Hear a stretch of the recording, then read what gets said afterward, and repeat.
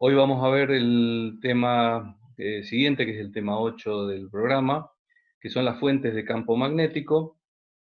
Estas fuentes de campo magnético están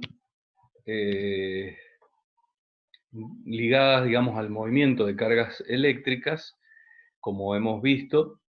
y vamos a comenzar entonces con el movimiento de una partícula que se está desplazando en una región del espacio y vamos a analizar cómo genera este campo magnético,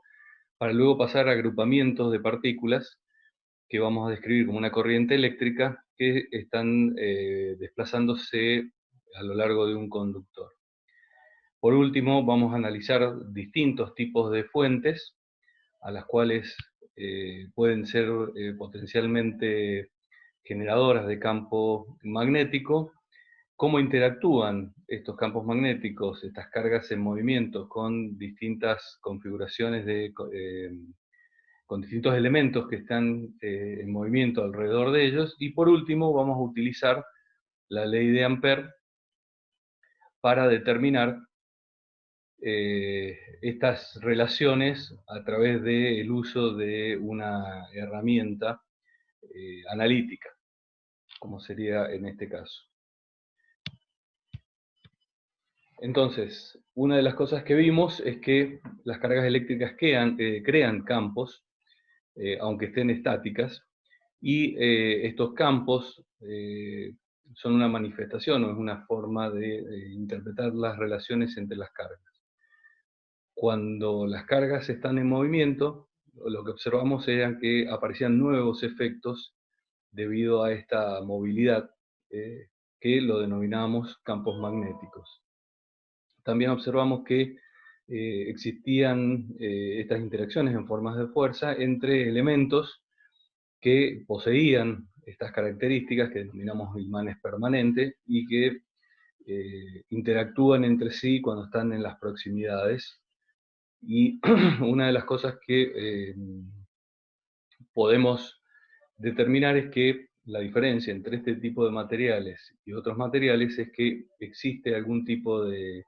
ordenamiento en este movimiento de la carga que hace que este efecto sea mucho más notorio. Por lo tanto,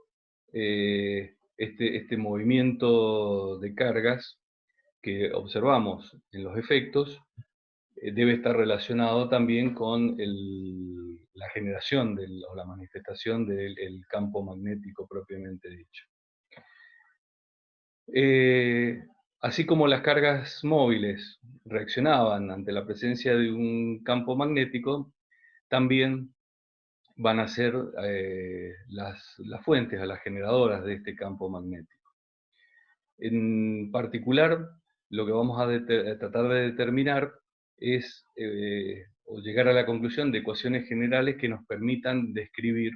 este tipo de fenómenos independientemente de la cantidad, tamaño, forma o distribución que tengan estas cargas móviles. Vamos a comenzar con el ejercicio más simple, más sencillo, en donde consideramos una única carga puntual con la condición, como habíamos visto, que se estuviera desplazando. En este caso vamos a considerar que se mueve con una velocidad constante, y por ser una velocidad constante lo hace de manera rectilínea, como habíamos visto también en la parte de mecánica. A la posición en el espacio que ocupa esta carga en un determinado instante de tiempo, recordemos que se está moviendo, lo vamos a denominar punto de fuente.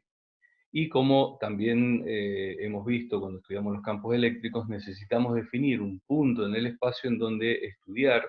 estos campos,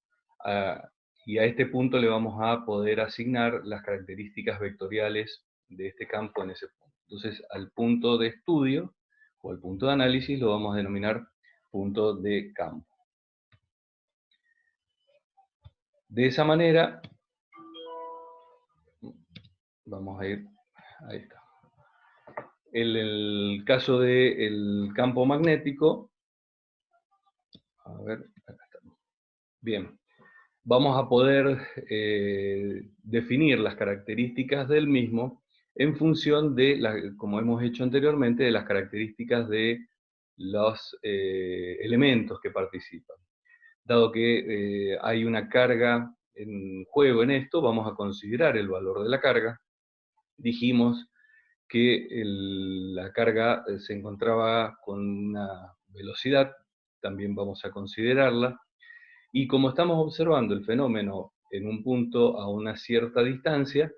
vamos a considerar también la distancia y la posición relativa de este punto en función del movimiento de la carga. Entre las cosas que van a influir o que influyen en los fenómenos electromagnéticos, como hemos visto, está el medio, que lo vamos a considerar a través de una constante de proporcionalidad. En general, lo que se observa y que pudimos anticipar a través de las interacciones de las cargas que vimos como fuerzas magnéticas, es que los campos magnéticos y las aplicaciones no coinciden con las posiciones relativas, como habíamos visto. En particular, en el caso del campo magnético vamos a ver que existe una relación guiada por, digamos, un producto vectorial o una terna vectorial, como hemos visto.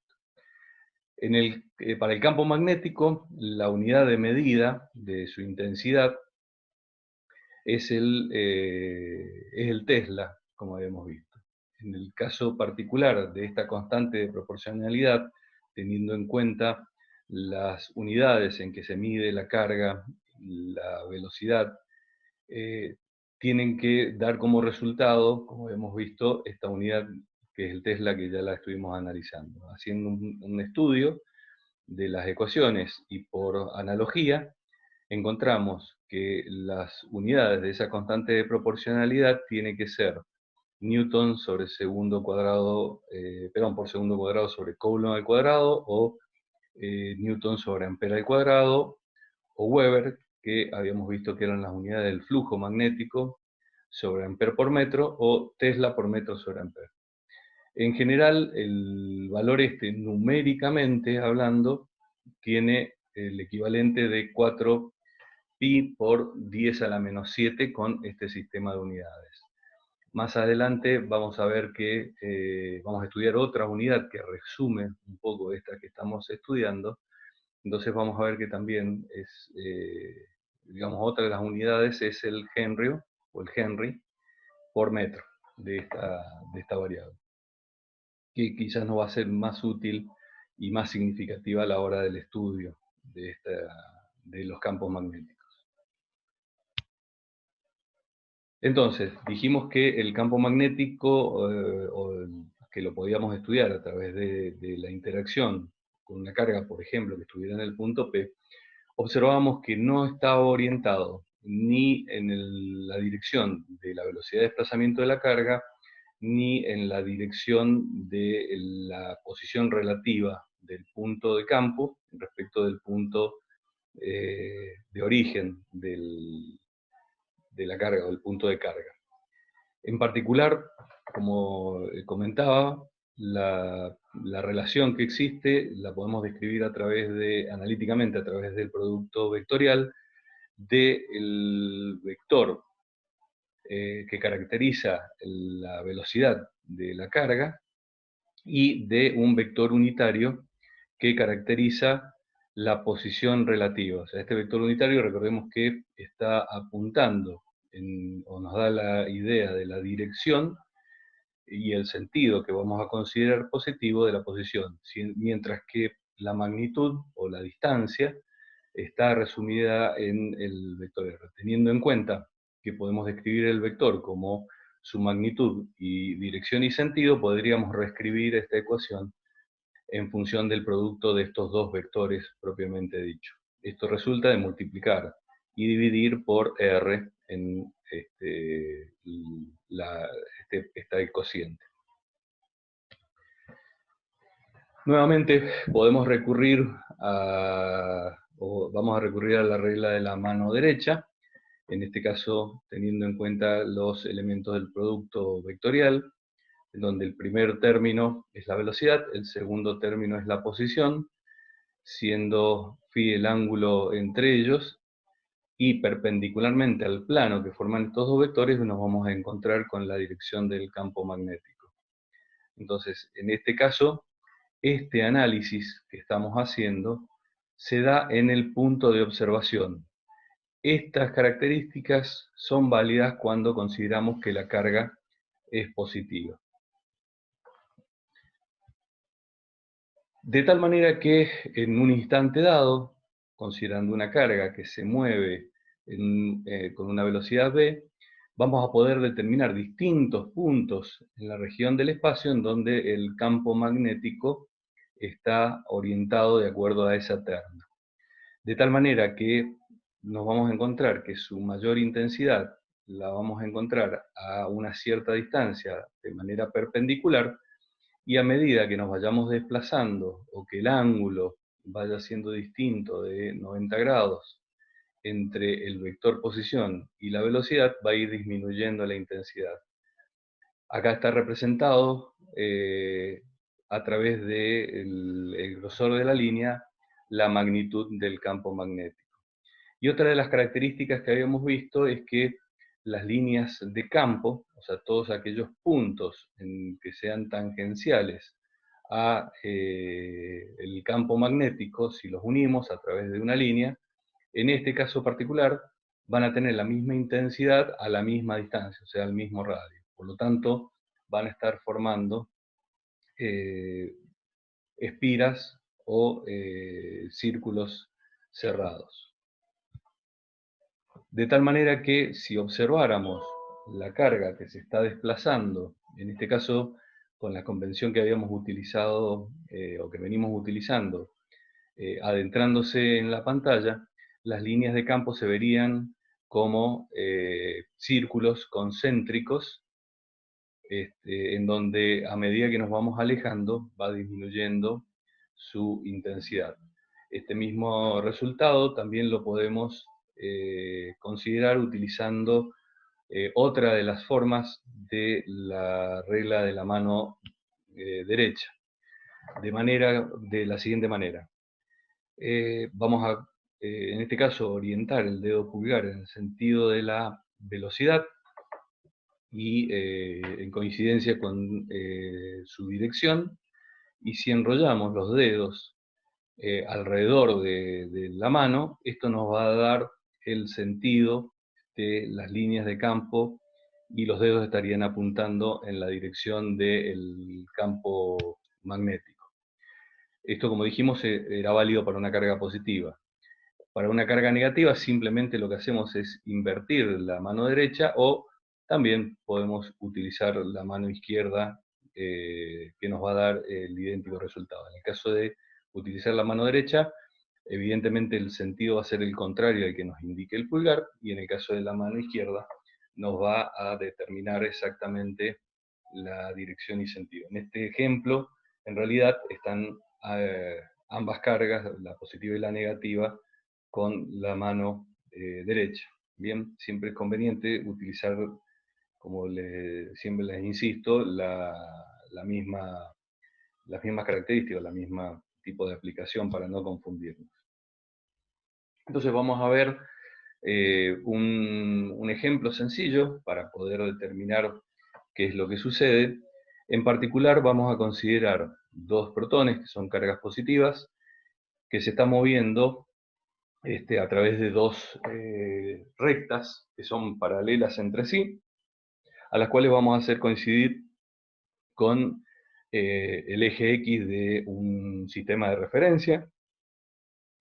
y teniendo en cuenta la relación entre las cargas en un instante dado de tiempo, vamos a poder, va a haber una fuerza debida a la interacción entre las cargas propiamente dichas,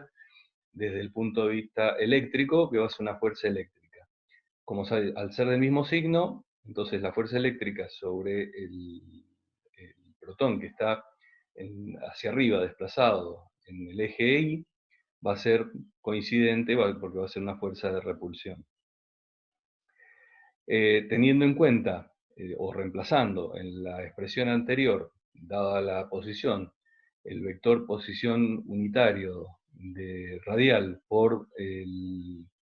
vector unitario del sistema cartesiano que estamos utilizando, vamos a reemplazar R por I en las expresiones que hemos visto, de tal manera que, teniendo en cuenta o considerando el valor de la fuerza eléctrica,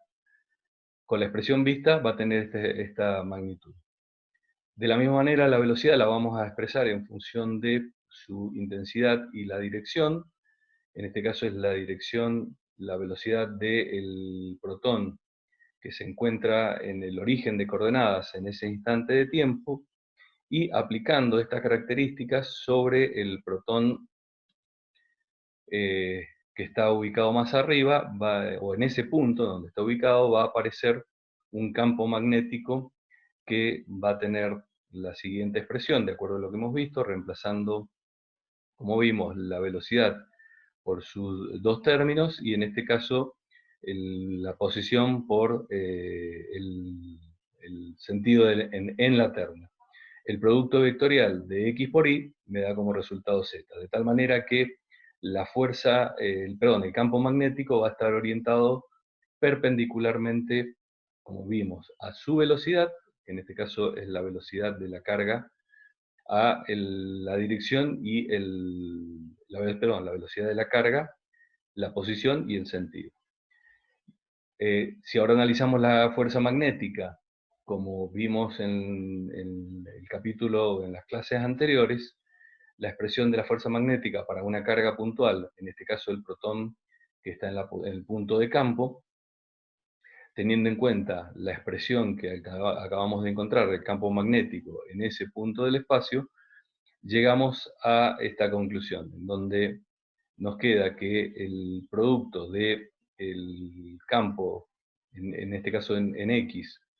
que tiene signo negativo, y en Z, nos da como resultado que la fuerza magnética va a estar orientada en sentido positivo en el eje Y. Bien, acá he puesto J, pero equivale, digamos, en este caso a la dirección vertical. Si hacemos la comparación, como nos pide el ejemplo, de la relación de magnitud de la fuerza magnética y la fuerza eléctrica, vemos que,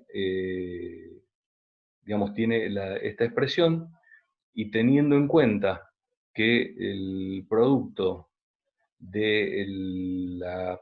permitividad eléctrica del medio, en este caso el vacío, y su permeabilidad magnética, como vamos a ver, eso se define como la velocidad de la luz. La relación entre en este caso, la velocidad de movimiento de la carga respecto de la velocidad de la luz,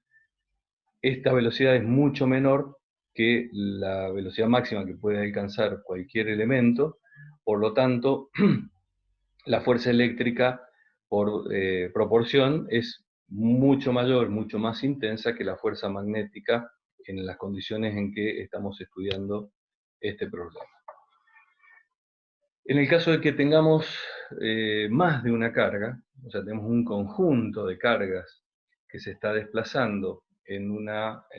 región del espacio, vamos a utilizar el principio de superposición. Y vamos a considerar que estas cargas están reunidas en un punto del espacio, pero están lo suficientemente cercas como para considerar un elemento puntual infinitesimal,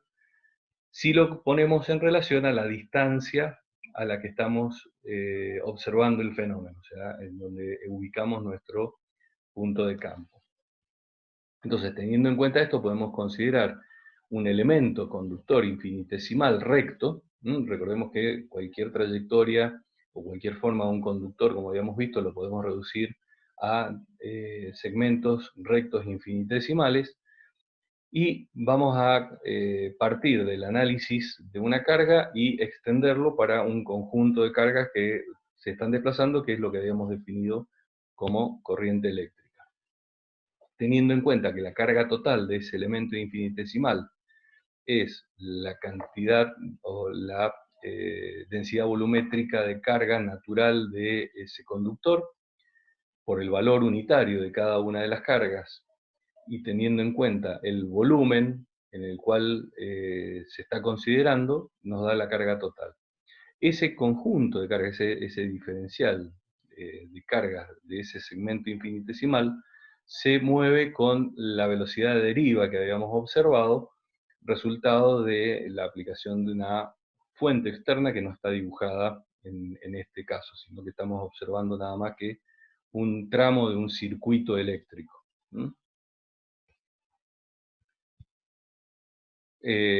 Operando con las ecuaciones que habíamos encontrado y en función de los parámetros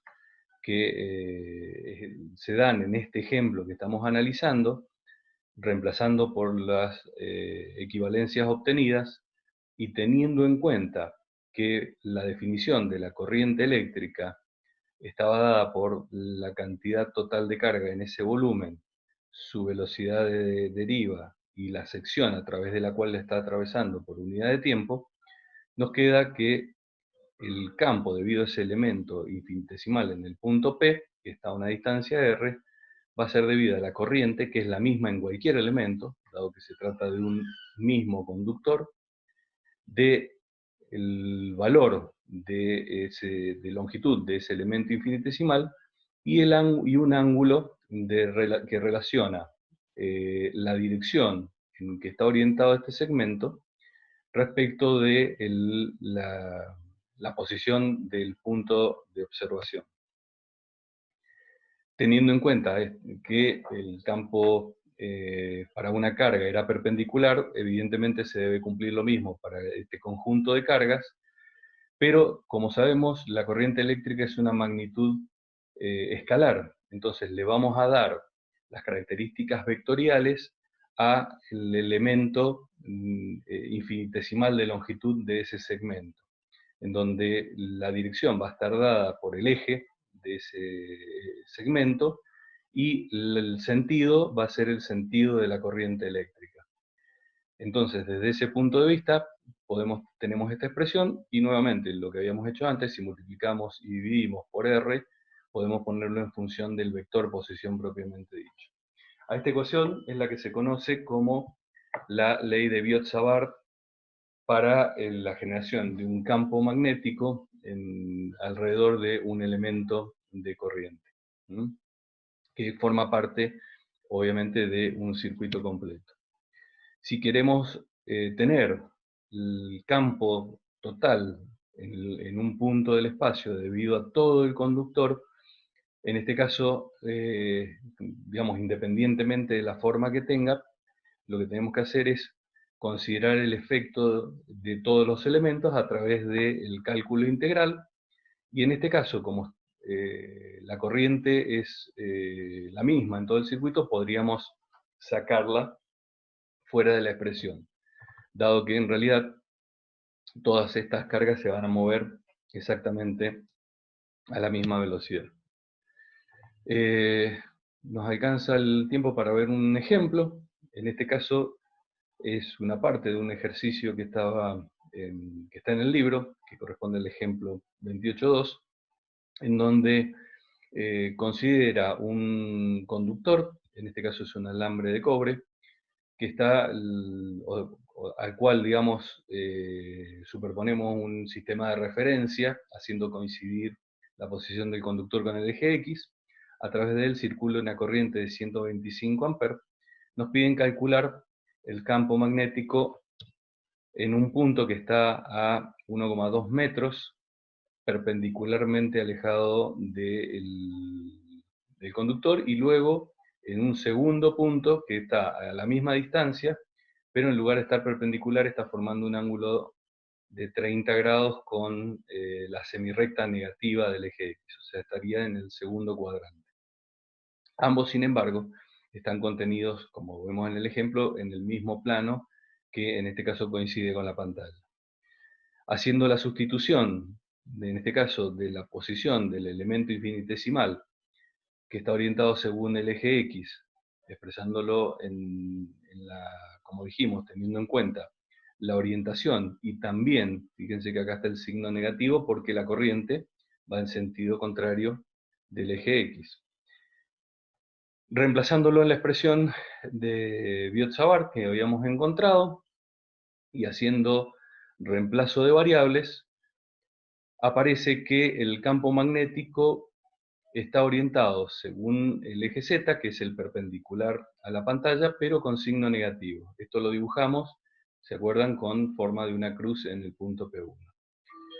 Si hacemos el mismo análisis para el punto 2, nos encontramos que el vector posición lo podemos descomponer, ¿bien? Uno en una componente según el eje X y otra según el eje Y. Reemplazando en la expresión, obtenemos la siguiente expresión, ¿bien? En donde vemos que está orientado según el eje Z. Y para el caso particular de, por ejemplo, en el caso del producto del vectorial entre el elemento infinitesimal de longitud que está según X, el producto vectorial con la componente perpendicular nos da un ángulo de 0, por lo tanto este término es igual a 0. Entonces nos queda únicamente las componentes según Y, que coincide, digamos, con el ejemplo, simplemente que vamos a considerar la distancia vertical únicamente. Reemplazando, observamos que evidentemente el valor del campo magnético es menor, que era lo que habíamos observado para una carga puntual, que la mayor intensidad a la misma distancia se daba perpendicularmente y a medida que nos íbamos desplazando, la intensidad del campo magnético, si bien la dirección y sentido es la misma, su magnitud va disminuyendo.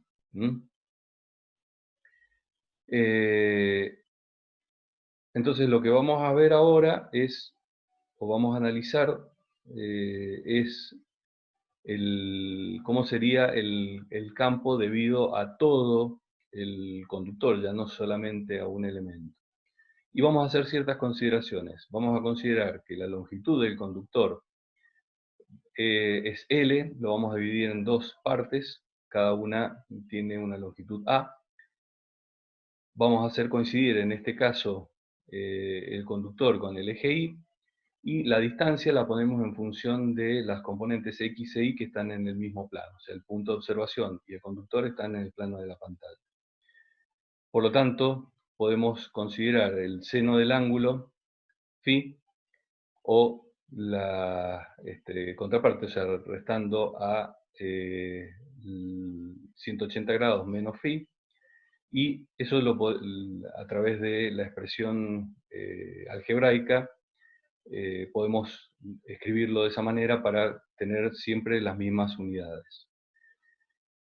Considerando la integral, en este caso, de la ley de Biot-Savart, para considerar la contribución de cada uno de los elementos a lo largo del conductor, y haciendo un pequeño reemplazo, llegamos a esta expresión. Uniendo los valores e integrando entre los extremos, que sería de la posición menos a la posición de A, el resultado de la integral nos queda de esta manera. Si observáramos el campo magnético a lo largo del conductor, fíjense que depende evidentemente de la longitud, pero en general la variable importante, que en este caso consideramos X, era radial, o sea que si hacemos la extrapolación a todos los planos alrededor, observamos lo mismo que habíamos visto antes, que las líneas de campo tenían forma circular concéntrica alrededor de la carga, en este caso alrededor del conductor. Si consideramos un conductor muy largo, o que la distancia de observación está muy cerca respecto del conductor, y haciendo esta sustitución, en donde este término es aproximadamente igual a, nos queda la expresión de un conductor infinitamente largo que tiene una simetría axial, como habíamos visto.